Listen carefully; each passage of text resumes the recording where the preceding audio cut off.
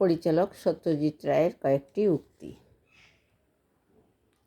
1 নম্বরে, যে কোনো সমস্যার সম্মুখীন হলে অন্যের উপর নির্ভরশীল না হয়ে যে সমাধানগুলি মানুষ নিজে থেকেই খুঁজে বার করতে পারে সেই সমাধানগুলি সবচেয়ে মূল্যবান।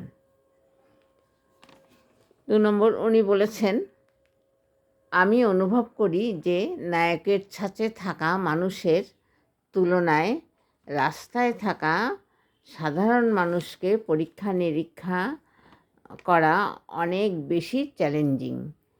তাদের আংশিক অন্ধকার ও অস্পষ্ট শব্দগুলো আমি ধরতে চাই, আবিষ্কার করতে চাই। 3 নম্বর, যখন আপনার গল্পে নতুন কোনো চরিত্রের নায়কের আবির্ভাব ঘটবে, তখন অবশ্যই তার চেহারা ও পোশাকের বর্ণনা দেবেন। আপনি যদি সেটা না করেন তাহলে পাঠক নিজের মতো করে চিন্তা করে নেবে, যেটা পরবর্তীতে আপনার বর্ণনার সঙ্গে নাও মিলতে পারে।